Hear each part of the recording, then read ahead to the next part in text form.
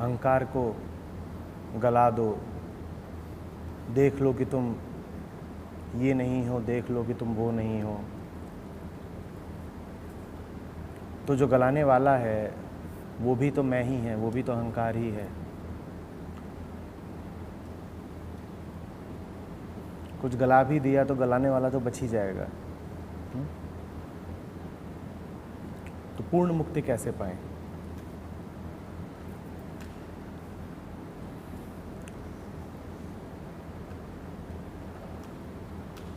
अहंकार एक अधूरापन है जो पूरेपन की तलाश में है।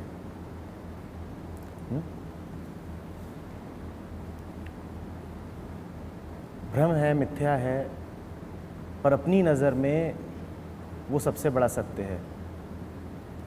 एक अधूरापन जिसे पूरा होना है। पूरा कैसे होना है उसे? पूरा होना है उसे दुनिया का उपयोग करके।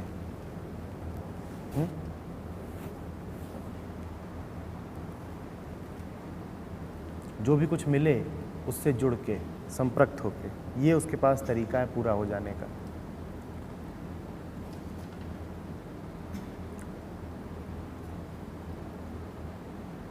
जो कुछ भी अहंकार के सामने आता है वो उसे एक ही दृष्टि से देखता है कि ये मेरे अधूरेपन को भर देगा कि नहीं भर देगा।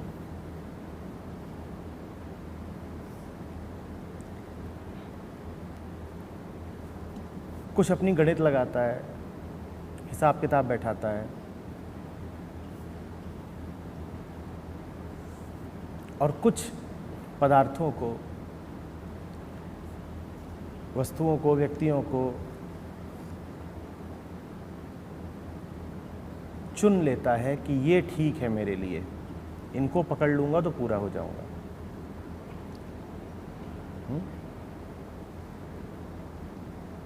उनसे हमेशा जुड़ा रहता है।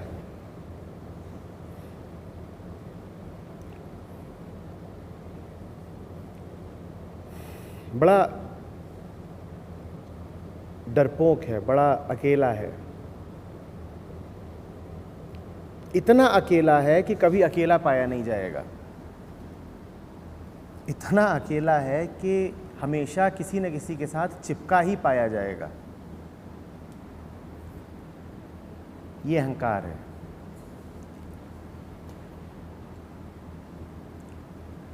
जो प्रक्रिया उपनिषद वर्णित कर रहा है वो है अहंकार को हतोत्साहित कर देने की।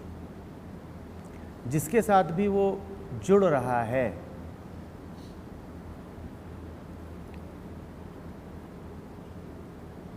उसकी सामर्थ्यहीनता दिखा देने की,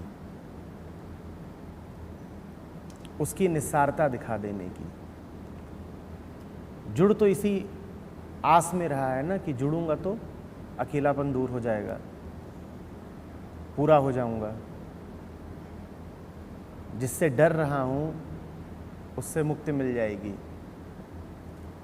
खौफ जाता रहेगा। नेति नेति की प्रक्रिया है अहंकार को ये दिखा देने की कि तुम्हारी उम्मीद पूरी नहीं होगी।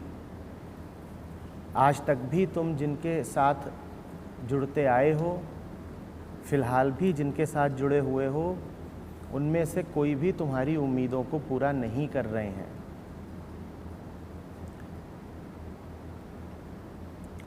जहां जहां वो जुड़े वहां वहां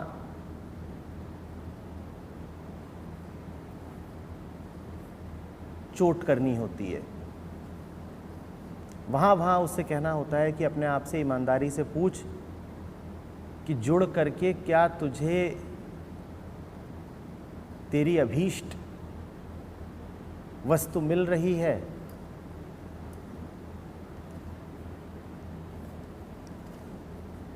जिस इच्छा के नाते जुड़ता है, क्या वो इच्छा वास्तव में पूरी हो रही है?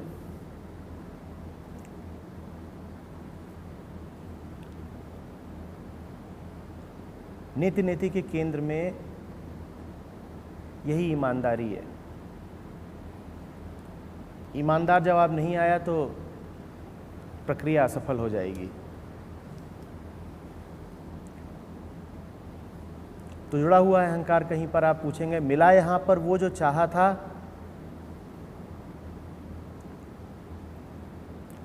वो ईमानदारी से सर झुकाकर धीरे से निराश स्वर में बोलेगा नहीं मिला, तो आप कहेंगे छोड़ दे। वो कहेगा और चारा क्या है, छोड़ा। पर ये कहते ही वो फिर कहीं और जाकर संबद्ध हो जाएगा। वो कहेगा मुराद इस वस्तु से या इस व्यक्ति से पूरी नहीं हुई तो कहीं और हो जाएगी। वो कहीं और जा कर के लिपटेगा, चिपटेगा। तत्काल वहाँ भी यही प्रयोग करना है। तत्काल वहाँ भी अहंकार को यही दर्शा देना है कि तू पुरानी भूल ही दोहरा रहा है। ऐसा तब तक करते रहना है जब तक ये जो चिपकने वाला है इसके पास कोई बहाना न बचे, इसका उत्साह बिल्कुल ही क्षीण पड़ जाए।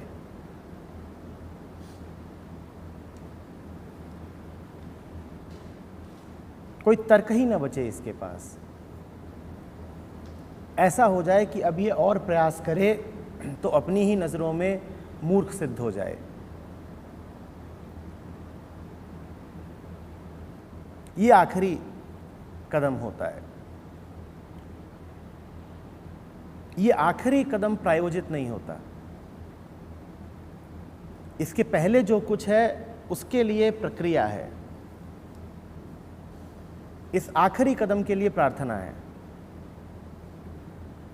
नेति नेति वास्तव में आप अहंकार की नहीं करते, नेति नेति वास्तव में आप उन सब वस्तुओं की, पदार्थों की, व्यक्तियों की, विचारों की करते हैं जिनका अहंकार को आसरा होता है। अहंकार की नेति नेति तो स्वयं परमात्मा करता है।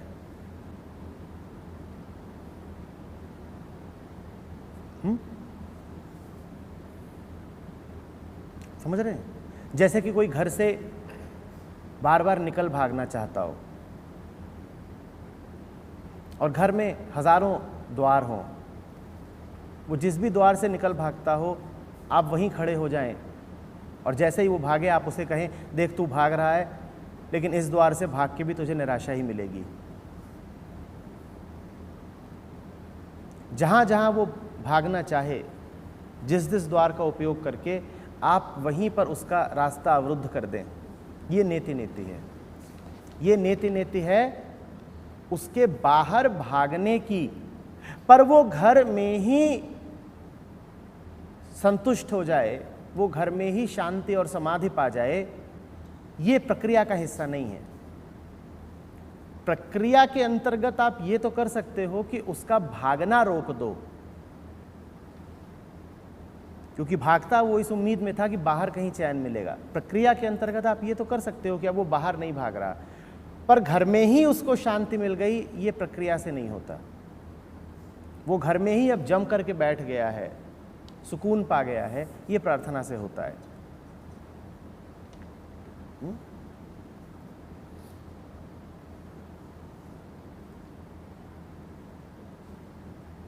ज्ञान और भक्ति एक है।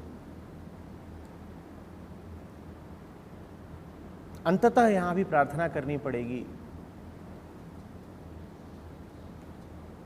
नहीं तो अहंकार एक बड़ी उहापोह की स्थिति में आकर के बस फंस जाएगा। दूसरों की ओर वो जा नहीं सकता और अपने में शांति पाता नहीं। दूसरों की ओर उसका जाना आपने रोक दिया। जिधर को भी चला वहीं पर आपने दर्शा दिया कि यहां तेरी मांग नहीं पूरी होने वाली, तो बेचारा अब इधर उधर कहीं जा नहीं सकता। और साथ ही साथ अपने में चैन पाता नहीं है। अपने में चैन आ जाए, ये बात अनुग्रह की है।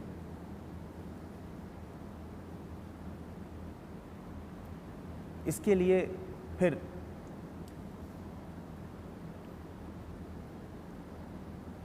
आगे से किसी का आशीर्वाद चाहिए, तो वहाँ पर आकर के प्रक्रिया वगैरह रोक देनी होती है। वहाँ पर यही कह देना होता है कि जितनी ताकत से और जितनी ईमानदारी से हम प्रक्रिया का पालन कर सकते थे हमने किया, अब प्रक्रिया बहुत हुई, आगे का परमात्मा तुम संभालो।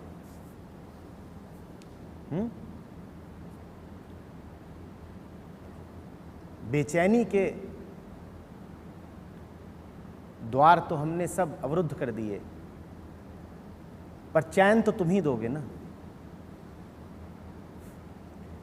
याद रखिएगा कि बेचैनी हट जाने भर का नाम चैन नहीं होता। बेचैनी के हट जाने में और चैन के मिल जाने में जरा बित्ते भर का फासला होता है।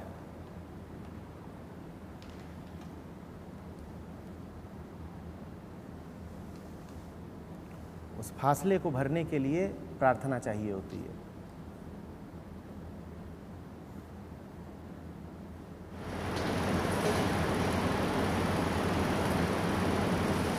जब ये होता है तो डिसइंटरेस्ट काफ़ी आ जाता है वर्ल्ड, और फिर डर भी लगने लगता है कि अगर डिसइंटरेस्ट आ रहा है वर्ल्ड तो फिर जाओ कहाँ। सवाल है कि जब नीति की प्रक्रिया चलती है तो दुनिया में अरुचि सी होने लग जाती है, और जब अरुचि होती है तो डर लगता है कि दुनिया से अगर अरुचि हो गई तो जाएंगे कहाँ, रहना तो दुनिया में ही है। जिस तरीके की दुनिया आपने देखी, आपने प्रक्षेपित करी और आपने अपने इर्द गिर्द बना ली, उससे अरुचि होने लगती है। अच्छा ही है ना, दुनिया कोई एक थोड़ी ही है। आपने अपने इर्द गिर्द जिस दुनिया का निर्माण किया था वो दुनिया डर और लालच की दुनिया थी। आपको अरुचि, समझ लीजिए साफ साफ, दुनिया से नहीं हो रही है, दुनिया के आधार से हो रही है। आपने अपनी दुनिया खड़ी ही करी थी बड़े कातर आधार पर, भयभीत होकर, सुरक्षा की खातिर। उस दुनिया से आपको अरुचि होने लग जाए तो अच्छा है ना। इसका अर्थ ये नहीं है कि वो दुनिया हटेगी तो दूसरी दुनिया नहीं है। आपको दुनिया में ही रहना है, पर उसी दुनिया में थोड़े ही रहना है जो रुग्ण सी दुनिया आपने कभी रच ली थी। वो दुनिया हटेगी तो हजार नए विश्व आने को तैयार हैं।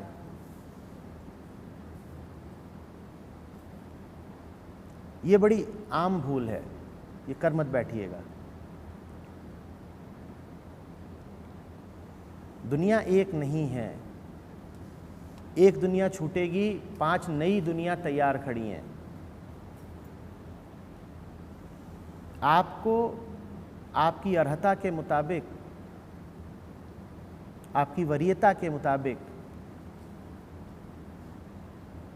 आपकी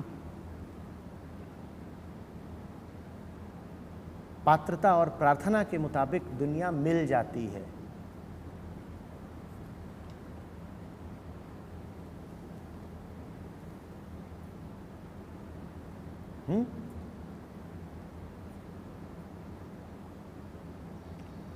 करीब करीब वैसी सी बात है कि किसी भी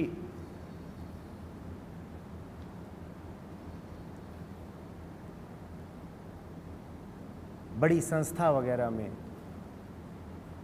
अक्सर कर्मचारियों को घर, वाहन इत्यादि दिए जाते हैं। जो उन्हें घर और वाहन दिए जाते हैं उनकी ज्येष्ठता के मुताबिक दिए जाते हैं। आपकी कितनी सीनियरिटी है।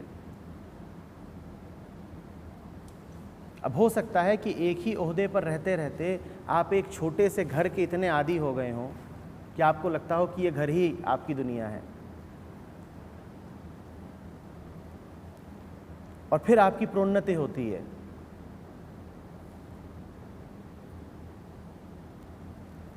कोई आकर के आपको सूचना देता है कि ये घर खाली करो, ये घर अब तुम्हारे लिए नहीं है, और आप कहते हो मेरी दुनिया छिन गई। आप समझ ही नहीं रहे हो कि आपका कद बढ़ गया है, आपका ओहदा बढ़ गया है, आपकी ज्येष्ठता बढ़ गई है। आपको एक नया घर, एक नई दुनिया दी जा रही है। पहले छोटा वाहन दिया गया था, अब आपको बड़ा वाहन दिया जा रहा है। ये ख्याल में ही नहीं आता क्योंकि अभ्यस्त हो गए हैं, आदत लग गई है छोटे से घर में रहने की। बड़े की खबर ऐसा लगता है जैसे कोई दुखद समाचार आ गया।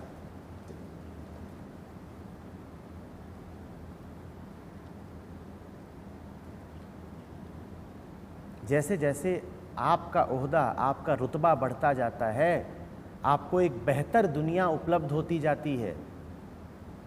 तो जो पीछे छूट रहा है उसको छोड़ने से मत डरिए। वो पीछे छूट ही इसीलिए रहा है क्योंकि उससे कुछ कहीं बेहतर आपको दिया जा रहा है। और बात बेहतर की भी नहीं है, बात है अनुकूलता की। आपको वो दिया जा रहा है जो आपके अनुकूल है, जिसका आपसे मेल है।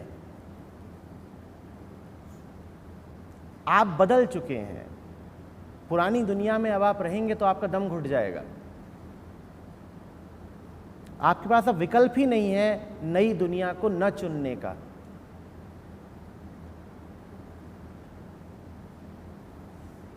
आपका कद, आपका आकार बढ़ चुका है। पुराने कपड़े आप कैसे पहने रह जाएंगे? आपके पास अब विकल्प ही नहीं है पुराने कपड़े न छोड़ने का। आपको छोड़ने पड़ेंगे।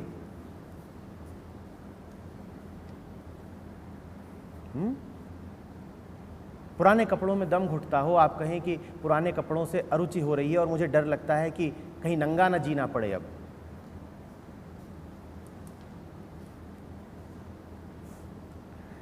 तो ये डर वाजिब नहीं है।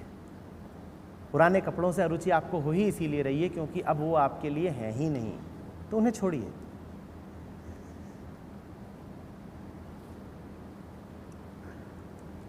नए स्वच्छ धवल वस्त्र आपकी प्रतीक्षा कर रहे हैं, जाइए पहनिए, राजकुमार बन के आइए, हम तालियां बजाएंगे।